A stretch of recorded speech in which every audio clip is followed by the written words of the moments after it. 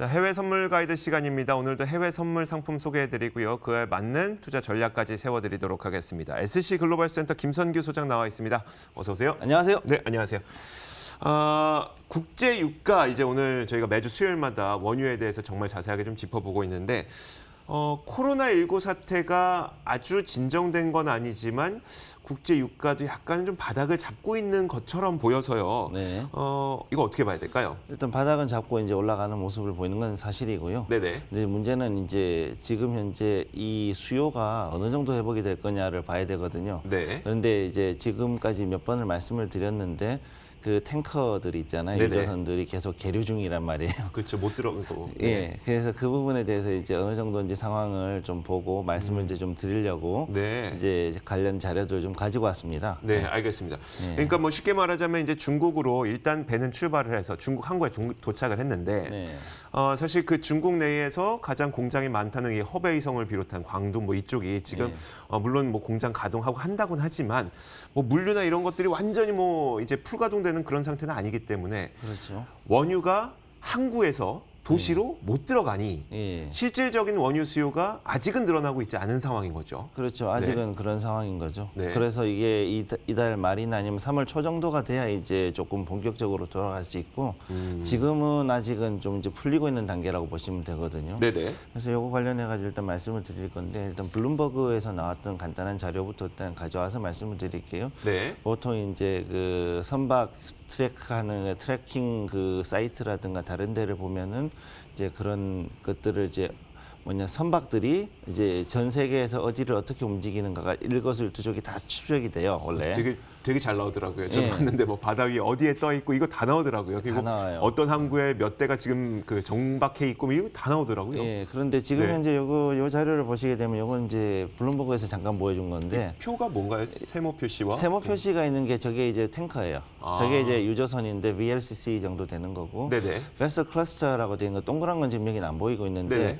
이게 얘네들이 가끔씩 이제 한 군데 뭉쳐 있는 경우들이 가끔 있어요. 네네. 그럴 때는 이제 또 저렇게 조금 동그랗게 해가지고서는 배 이름이 거기에 여러 개가 쭉쭉 이제 표시가 되는데. 어쨌든 우리가 유조선 탱커선은 그냥 예. 세모 표시라고 보면 되는 거네요. 그렇죠. 그래서 저 정도면 사실 굉장히 가깝게 찍은 건데 이렇게 외항에서 대기를 하는 탱커들이 전주에 대비해가지고 지금 4배 정도가 지금 증가해 있다라는 게 문제인 거죠.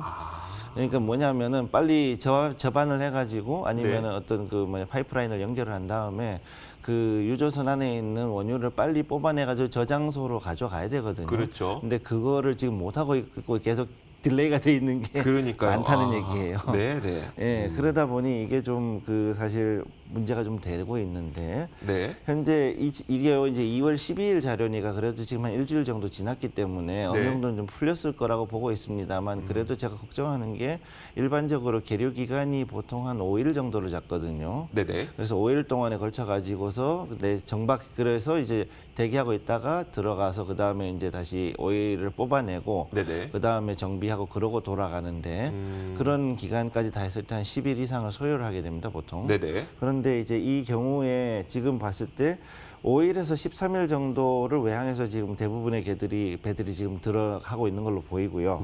그 다음에 특히 이제 요 옥스퍼드 에너지 연구소 같은 데서 얘기하기로는 뭐라 그랬냐면은 현재 그 샨동에 있는 공장들의 가동률이 이제 50% 이하예요. 정유소가 가동률이 지금 50% 이하예요. 정유소가 가동이 안 된다는 거는 원유가 그 뭐 거의 잘 못 들어간다는 얘기네요. 그런 상태. 그러니까 이게 12월 달에 한창 그 할 때 70% 정도였었는데 네. 지금 그보다도 더 떨어져 있는 상태란 얘기죠.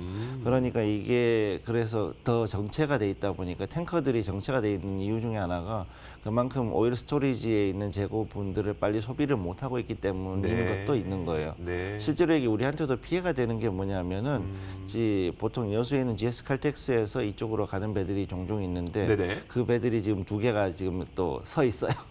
그 바다에. 네, 근데 걔가 지금 얼마나 서 있냐면은 12일 당시에 10일 이상 계류 중이었어요. 12일에 이미 10일 넘게 계류하고 있었어요. 아, 네네. 그렇기 때문에 이걸 봤을 때 다운스트림은 왜 이게 중요하냐면 바로 이제 들어가자마자 소비가 되잖아요. 네네. 근데 이게 소비가 안 되고 계속 계류돼 있다는 얘기 자체가 아. 지금 이게 좀 문제가 되는 거죠. 직접 소비에 대한 그 수요를 확인할 수 있는. 그렇죠. 네네. 그래서 GS 칼텍스에서도 사실은 이제 우리가 중국으로도 사실 많이 들어가고 네네. 그다음에 동남아 쪽으로도 많이 다운스트림 제품들이 들어가는데 네. 이것들이 지금 이렇게 계류가 돼 있다는 것 자체가 제가 봤을 때는 조금 이제 약간은 좀 조심해야 되지 않을까. 아, 이런. 유가의 그러니까 원유의 수요가 예. 그렇게 쉽게 올라갈 것 같지 않고 네. 유가도 그렇다면은 그렇게 쉽게 반등하기에는 좀 시간이 걸릴 수도 있을 것 같고. 네, 그래 가장 중요한 문제는 뭐냐면은 네네. 이 중국 자체도 엄청나게 많은 원유를 소비를 하거든요, 내수로. 네네. 그러니까는 빨리 도로 봉쇄가 풀리는 것이 이 원유 수요를 다시 올릴 수 있는 비결인데 네. 아직까지 도로 봉쇄가 일부 지역에서 풀리지 않다 보니까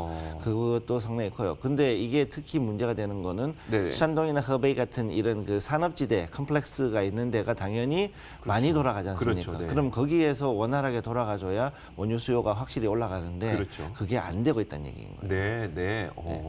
그러니까 이게 지금 문제가 되는 것인데 그 자료 준비해 주신 거 보니까 오일 탱커의 운용 현황이라는 걸 준비해 예. 주셨어요. 이게 어떤 의미죠? 요거는 이제 그 파이낸셜 타임스에서 제가 일단은 본 건데 요 같은 네. 경우는 이제 그 여기 옆에 있는 숫자를 보시 오른쪽에 있는 숫자가 뭐냐면은 탱커 숫자입니다. 네네. 배가 60척까지 이제 왔다 갔다 했다는 얘기거든요. 네. 그런데 이제 여기 보시게 되면은 이란 아시아에서요? 예, 아시아에서 특히 중국에서 네. 오일 탱커가 몇 대가 들어갔느냐 그거를 이제 보여주는 건데 이제 보시게 되면 5월달 이후로 이란산 VLCC 즉 25만 배럴 이상의 유조선들이 꾸준하게 증가한 걸 볼 수 있어요. 늘어났죠. 네. 네, 늘어났는데 여기에서 이제 12월까지 지금 드러난 걸로 지금 보이고 있거든요. 제가 봤을 때. 네네. 근데 12월까지는 저렇게 갔었는데 1월부터 해가지고 이제 줄어들고 있어요. 사실은 여기는 나오지 않았지만 네. 그 내용을 봤을 때는 현재 상황에서는 이 이란산하고 그다음에 난 이라니안 크루드하고 이제 크루드 배들이 사실은 별로 없어요. 네네. 사실 저게 이제 그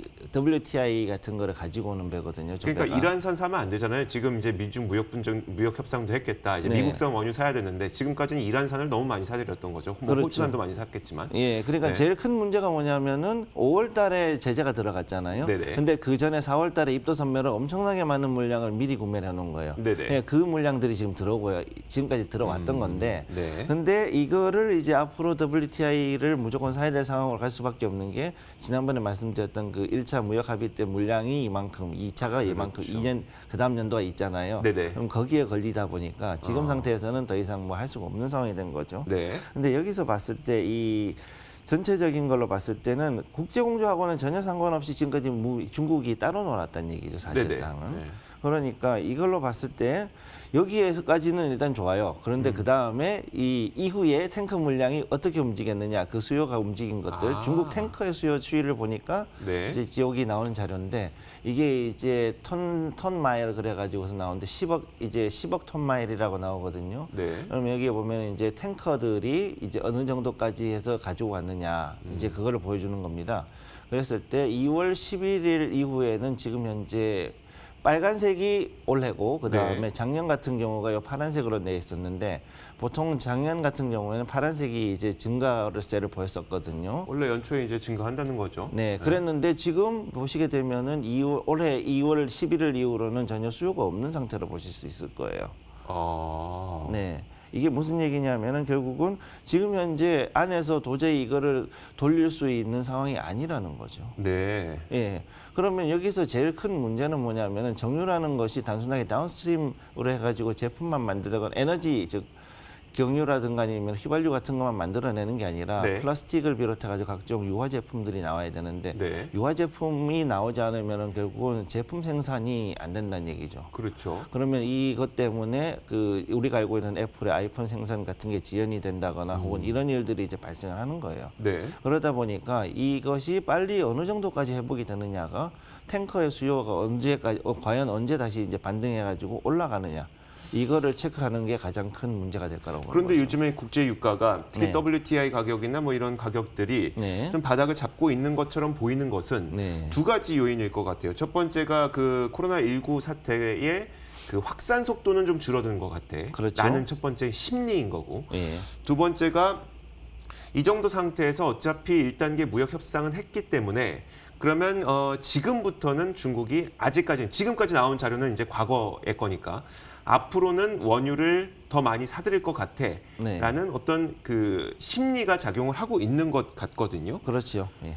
이게 더 강할까요? 아니면 수요가 없다는 게 더 강할까요? 이게 완전 방향이 달리 갈 것 같아서요. 지금 현재 상황에서는 우선은 그 코로나19 그러니까 신종 코로나 바이러스는 완전히는 아니지만 네네. 어느 정도는 이제 그 통제권 안에는 들어왔다고 봐야 되는 거죠. 네네. 그러니까는 이제 더 이상 크게 뭐 확진자가 더 늘어나지 않는다는 게 그나마 다행한 것이고 네. 그다음 거기에서 이제 과연 사망자 수를 얼마나 줄이느냐 이제 그게 제일 관건이 되지 않겠습니까? 그렇죠. 그러면 거기까지만 됐다 그러면은 그러고 나면은 이제 이제 산업 자체가 올라가는 거는 문제는 없다고 봐요. 네네. 왜냐하면은 지금 현재까지 일단은 그 공장의 이제 출석률 그러면 출근율은 현재 한 60% 정도까지는 올라가 와 있는 상태이기 때문에 네. 요게 한 1, 2주 정도 지나면은 80% 이상까지 올라갈 수 있을 거라고 저는 보고 있고 네. 그렇게 되고 나면은 이제 수요는 다시 올라가서 이달 말이라든가 사실 올 이달은 28일, 29일까지밖에 없잖아요. 네, 29일까지잖아요. 그렇죠. 네. 그러니까 29일 이후 그때쯤 해가지고 약간 3월 초까지 걸쳐 가지고서 서서히 이제 회복이 된다고 보고 그렇게 된다 그러면은 그 중국의 원유 수요가 올라감과 동시에 그동안에 밀렸던 물량들이 그만큼 빨리 가야 되기 때문에 네. 그러면 원유 수요는 이전보다는 훨씬 더 늘어날 수는 있겠죠. 네. 그러면 거기에 따라 가지고서 더 올라갈 것이고 그다음에 지금 아까 보셨던 그 VLCC 추이로 봤을 때 네. 이란산 크루드가 이제 들어오는 거는 이제 거의 끝까지 왔다. 줄어들겠죠. 이제 거의 네. 끝까지 왔다고 보는 거죠. 미리 네네. 입도 선매했던 물량들을 보통 6개월에서 1년치를 보통 잡는데 네. 지금 6개월치를 해가지고 거의 대부분 다 이제 물량을 땡겨 왔다고 보는 거거든요. 네. 그렇다면 이 정도까지 하고 났다면은 중국 입장에서도 어느 정도는 뭐라 그래 비축할 거는 비축을 했고 그 다음에 일단 지금부터 받아들여야 될 거는 두바이유인데 사실 두바이유를 받아들이기는 IMO 2020이잖아요. 네네. 그것 때문에 사실은 또 조금 하려 그러니까 이 비용으로 따지거나 뭐라 했을 때는 역시 결국은 무역 합의했던 대로 WTI를 더 많이 네. 가져올 수밖에 없는 상황으로 이제 가는 거죠. 네네. 예. 어. 그래서 이제 지금 여기서 더 웃기는 건 뭐냐면은 이번 사태 때문에 러시아산 원유가 프리미엄이 떨어져 버렸어요. 두바이 그 싱가포르 전물 시장에서. 네. 예, 그러다 보니까 보통 얘들이 제일 많이 쓰는 게 뭐냐 ESPO 블렌드라 그래가지고 제일 고급 그 상당히 고급 그 유류종을 가져오는데 네네. 보통 두바이산보다 한 2불에서 2불 50 정도 프리미엄이 지금 붙어 있는 상태거든요. 네. 근데 일반적으로 거기에다 한 5불 정도 프리미엄을 더 붙입니다. 얘들은. 네. 그래가지고 상당히 조금 고급 가까운데도 불구하고 고급유다 보니까 프리미엄이 상당히 높아요, 얘가. 약간 뭐 그건 이제 외교적으로 사들였던 예. 측면도 분명 존재했을 것 그런 같고요. 것도 네. 있고, 근데 또 수요도 그만큼 있어요. 그게 들어오는 게 보통 이제 북부 지역에 있는 공단에서 많이 썼던 것들인데, 네네. 이제 이게 지금 프리미엄이 반토막이 났던 걸로 봤을 때는 사실은 이제 뭐라 그럴까, 약간 이제 준비됐다는 얘기네요. 미국산 사들일 만한 준비 다 됐다. 뭐 이렇게 봐도 되겠네요. 이제는 그렇게 되는 거죠. 알겠습니다. 그러면 이제 시세와 투자 전략을 한번 보도록 할게요. 이야기 쭉 들어보니까 이젠 정말 좀 준비가 된 것 같아요. 유가가 이제 상승할 수 있을 만한 준비가 된 것 같습니다. 투자 네, 그렇죠. 전략으로요. 일단은 저는 우선은 2월 말까지 최소한 네. 단기 지금부터 한 2주 정도까지는 우선 박스권을 해가지고 우선은 50에서 55불을 고수를 하시라고 제가 권해드리고 있고요. 그거는 네네. 지금 오늘 아침을 보니까는 이제 그 새벽에 51달러 83센트까지 WTI가 이제 내려갔다가 이제 지금 52불대로 올라왔어요. 네네. 아래꼬리를 길게 주고 이제 올라왔거든요, 사실은. 네. 그러면 이걸로 봤을 때는 지금부터 이제 사실 서서히 이제 수요는 회복이 될 수 있을 거라고 전망을 하고 있는 거죠. 네네. 그러니까 이제 55불대까지는 충분히 볼 수 있을 것으로 보고 있고요. 그러니까 역시 브렌트유도 55에서 60불대 거기를 이제 보셔가지고 가면 될 것 같고. 네. 그다음에 두바이유는 이제 당분간 약간은 정체를 할 것 같아요. 제가 볼 때는. 네네. 예, 그래서 역시 55불에서 60불대 박스로 보시면 될 것 같습니다. 알겠습니다.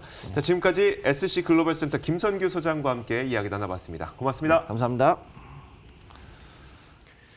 굿모닝 530 글로벌 1부 마치겠습니다. 10분 동안 광고 보시고 잠시 후에 2부에서 더 많은 내용 들고 찾아오도록 하겠습니다. 잠시 후에 뵙겠습니다.